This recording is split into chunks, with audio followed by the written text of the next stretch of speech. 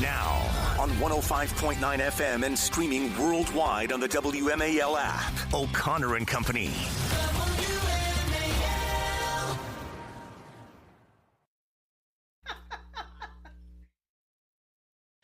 It's 7:07 on O'Connor and Company on this Friday. And yes, it's Halloween. You'll get your spooky music as the morning develops. But we always remind everyone that it's Friday and we're in love. Right, Patrice? We do. Happy Spooky Friday, everybody. Yes. Coming up in 30 minutes, it's Lieutenant Governor Winsome Earle-Sears making her final pitch to you for this coming Tuesday's election. And then at 8:35, the chairman of the Judiciary Committee, Jim Jordan. But Patrice, we're now joined by friend of the program, Gregg Pemberton. He, of course, the president of the D.C. Police Union. Mr. Pemberton, happy Halloween. Hopefully it's a nice, safe, and quiet one for your membership. But I know Halloween brings out some wackos in this town, so hopefully it'll be a safe one. Let's hope so. Larry, Patrice, thanks for having me. So the district council is debating now whether they should lift the curfew on young people in D.C. that was implemented in the summer and then was extended. It seems to be working, isn't it? Doesn't it? Is there a reason why they would lift it now? I mean, it's absolutely working, and just more frustration from the city council that we have to even have a debate about whether or not kids under 18 years of age should be inside after 11 p.m. Yeah. I mean, it's just silly. I mean, what it shows is that a lot of these council members have not moved an inch from their position on public safety from where they were in 2020. Yeah. Yeah, but let's talk about well, and just so I can get the facts out, and I'm sorry, I should have done this before my first question. October 5th is when the proposal failed to be extended, and now they're debating it again. And isn't it true, sir, that in the last few weeks we've actually seen an uptick of violent crime in D.C.? That has to be causal to the lifting of that, or the lifting of the curfew on October 5th. Yeah, that's absolutely right. And look, the reason that this policy was instituted back, I think it was in June or early July of this year, was because we were getting these giant mobs of kids, teenage kids, who were showing up in certain areas in the city, and they were causing trouble. Everything from just minor disorder and being rowdy to fistfights to things that were much worse. And we were even seeing robberies and shootings come out of these incidents.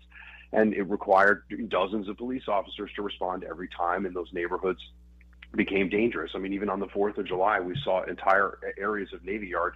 People were shooting fireworks into people's balconies. And so, look, once we instituted this policy, all of that went down, and it just gives police officers the tool to say, hey, what are you guys doing out here? Where do you live? Let's get home. We're not arresting mobs of children for violating curfew. We're just giving us a tool to send them home and clear these areas so that we don't have all kinds of mayhem going on.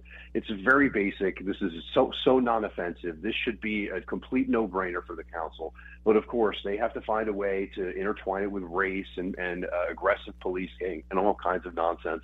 So now it's a debate. And as you said, because this policy has been lifted, we're starting to see these situations crop up again. And this really should not be an issue. The council should be passing this unanimously. Yeah.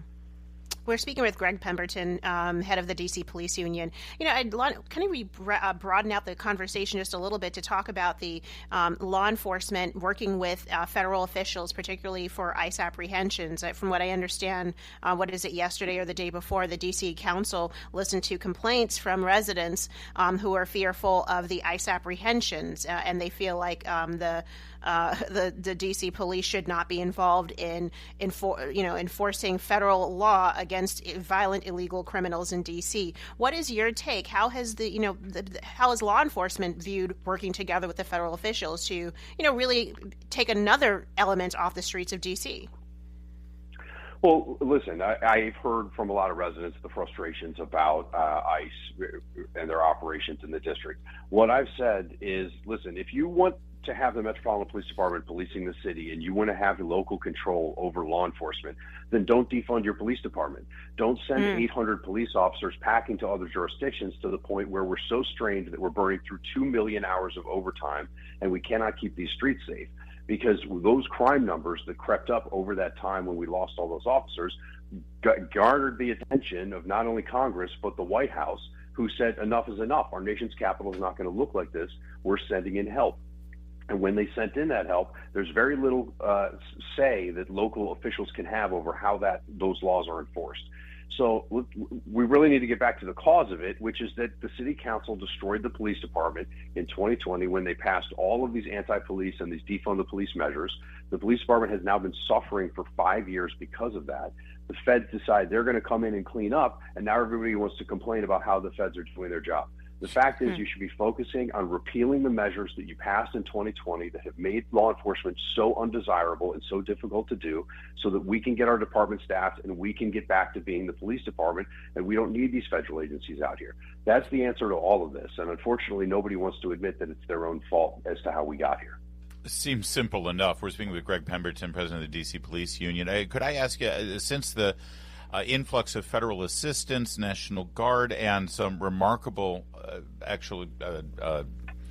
results from that cooperation over the last several months, have you seen an increase in recruitment? Are you starting to see your numbers turn around here where people recognize, maybe we've got some sanity back here in the district and I would like to be a part of local law enforcement? Possibly. It's hard to say. I don't know if there's enough data in just yet because recruitment kind of takes a while to get from that application process to an actual hire. But the past few academy classes that we have had have been larger than what we've seen earlier in the year. And it seems like there's some enthusiasm about being a police officer here in the district. So let's hope that continues. But I think our main concern right now is that as these federal officials draw down and these National Guardsmen draw down, we haven't fixed these underlying problems here in the district, the ones that I've been talking to you and your listeners about for years. And now, as you mentioned earlier, crime is starting to tick back up, right? The criminals are starting to poke their heads out and say, well, is it safe to come out now?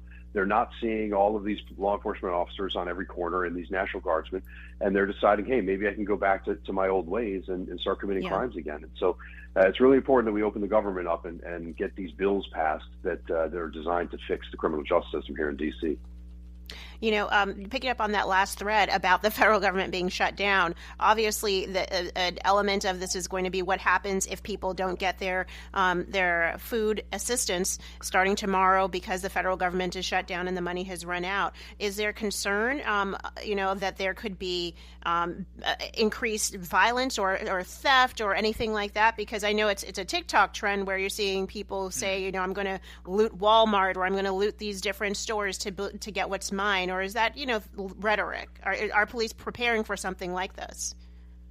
I think there is some legitimate concern that things could tick up if, in fact, those benefits aren't received. We have 141,000 residents in the district that receive those benefits.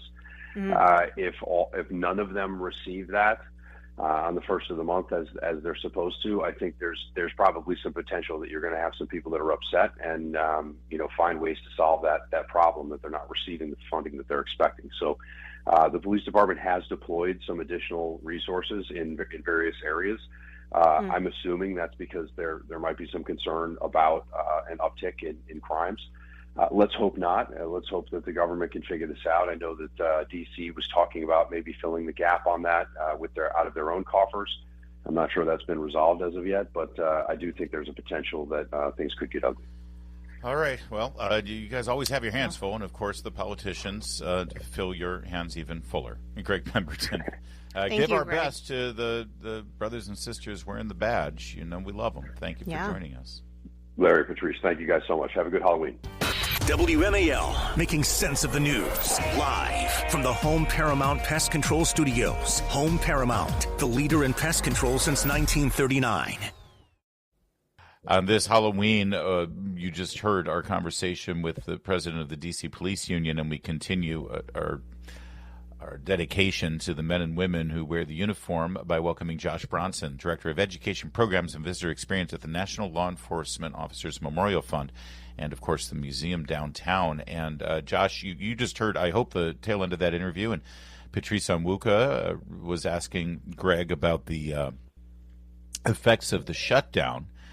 And you guys at the museum have actually responded to the shutdown here and the dire straits people are in right now with a great story about the Law Enforcement Museum. Why don't you share with us what you're doing? Yes, hello, good morning. Thank you for having me on and highlighting the important work that's being done at the museum and certainly within our law enforcement community. We really appreciate the ongoing support from you all. So right now, one of the things that we've done at the museum is, like so many others, we're trying to support our federal workforce by offering discounts on tickets to federal employees with a valid federal ID. They can come in, get discounted tickets to the museum anytime we're open, Thursday, Friday, Saturday, 10 a.m. to 5 p.m. Kids are always free under 17, so it's a good deal to come down. We've seen a huge increase in the number of people coming through the museum, which is fantastic. We've seen groups signing up, last minute even because they're in town from all across the country and looking for things to do in DC. Luckily, they're able to come and see and experience the history of our men and women in uniform and the dedication and service that they've been able to provide to our communities and keeping our communities safe. So it's been really fantastic to see. That's terrific, Josh. Talk to us some more about the museum itself. What are some of the exhibits, including new exhibits, that people can look forward to when they come and take a visit? Yeah, we have some really great interactive exhibits. The museum is not huge, but there's a lot in it and a lot to do when you're there. We have two of the biggest highlights are the simulators that we have. One is a decision-making simulator that walks people through what it's like to be a police officer and having to make split-second decisions, and life and death decisions, the other is a driving simulator where folks can go through, what it's like to respond to an emergency in a police vehicle.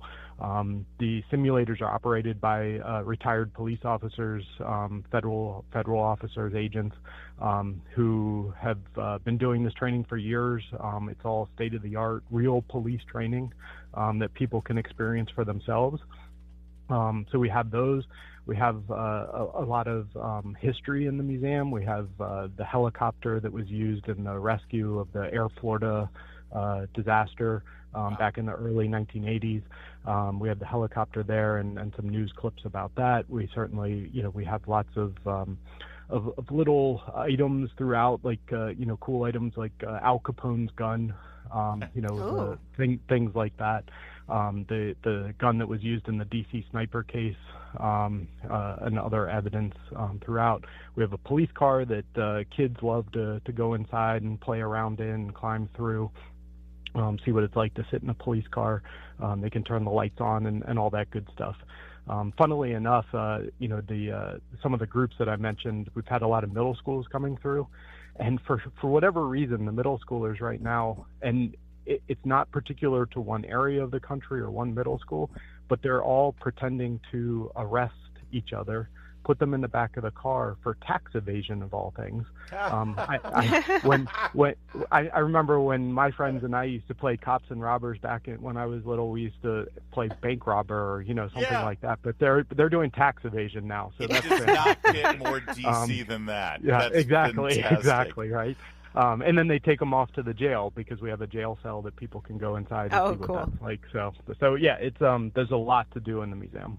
So what you're saying is, if you're a federal worker, you're on furlough, instead of just sitting around and continuously watching K-pop Demon Hunters or something on Netflix, you can get the fact. It's like, you know what? It's a beautiful day. Let's go down to the Law Enforcement Officers Memorial Museum and do something, educational and fun and something that supports cops. And by the way, cheap discounted tickets because we're federal employees. This is a win-win-win across the board, except for the aforementioned K-pop Demon Hunters. Yes, exactly. All right. Yeah, we don't have anything on K-pop Demon Hunters right now, so no. Not yet. Not yet. Exactly. All we'll right, get Josh that at Bronson. some point. Thanks for joining us, and Thank you so much. appreciate it. Our best to everybody there at the Memorial Fund and at the museum. Thank you so much. Thank you. Take care. It is 7:23. All right, coming up next, we've got Virginia Lieutenant Governor Winsome Earle-Sears. Stay with us. It's O'Connor and Company at 7:30.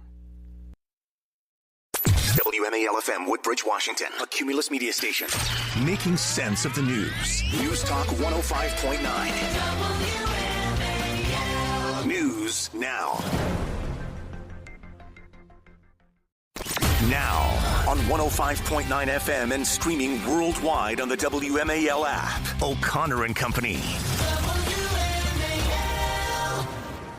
7:36, it's O'Connor and Company, and it's a busy Friday, Halloween in your nation's capital. Coming up in 1 hour at 8:35, we'll speak with the chairman of the Judiciary Committee, Jim Jordan of Ohio. I'm Larry O'Connor with Patrice Onwuka. Happy Halloween to you, Patrice. Happy Spooky Friday, Larry. Let's hope it's not spooky the day after Election Day. When we wake up on Wednesday, we'll know who the next governor of Virginia will be, and if all goes well, it'll be our next guest. She's currently the lieutenant governor, Winsome Earle-Sears. Thank you for joining us. What a journey it's been. Oh, yes, it's been a journey indeed. Good morning, Larry. Good morning, Patrice. Good morning to your listeners. But we have common sense and we have the right ideas. We're going to continue that. As Governor Youngkin has started it, Abigail Spanberger did not bring us from the brink of disaster. Our administration did, and we're going to keep having jobs. People are going to be safe, and you're going to have more money in your pocket because we're going to make sure you have... Oh, excuse me. I'm so sorry. My computer just made a big noise over you. But yeah, that sounds like a very compelling final argument, Lieutenant Governor. And I'm sure that there's a lot of Virginians who like to hear that because they do want to continue the good times of the Youngkin administration. Have you found this stunt, this political dirty trick to try to do this gerrymandering special session the final week of the campaign? Has it had the effect that the Democrats wanted? Because it seems to me you've sort of turned this back on them. Yeah, my dear husband has been taking my place and as my surrogate and going all around Virginia, in places that I should have been. Instead, the Democrats pulled me off the campaign trail and stuck me and my voice, they thought, in Richmond for a know-nothing, a fool's errand. But they're using the people's taxpayers' money to do so because they have to pay every single one of us, all 140 some of us, travel, meals, and lodging on the taxpayers' dime for the Democrats' political efforts.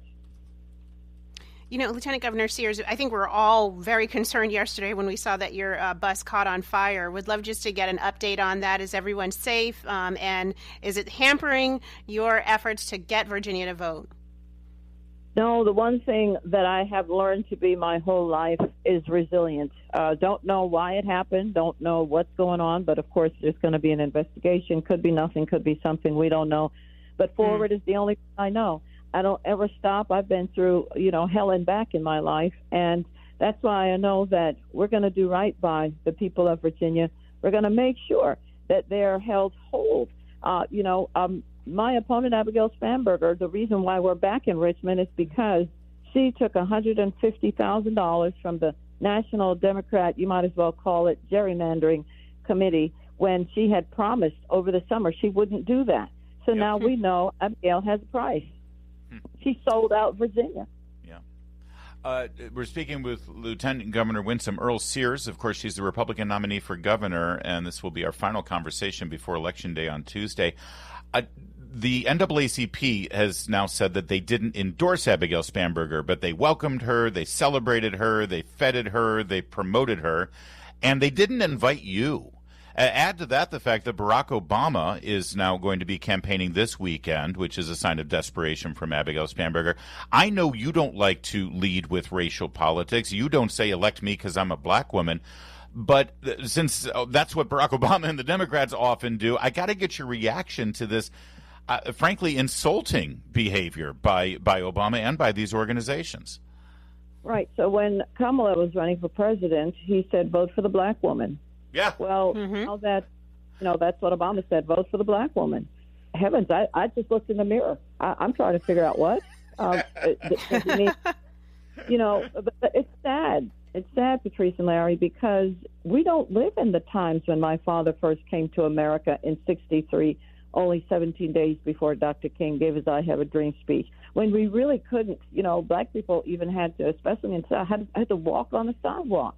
I mean, we don't live in those times. And yet, even though my dad only came with his $1.75, he made good because all he did was take advantage of the opportunities that America brought. And then, of course, he brought me.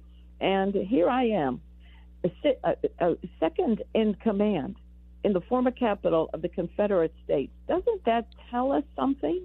And yet I'm not the one who's running on race. I'm the one who's saying, look, let's get past that. Nobody wants to keep reliving the Civil War, but these politicians, they keep bringing it up, and everything is race, is race, is race. They never let the wound heal. They keep picking the scab. My God, who are these people?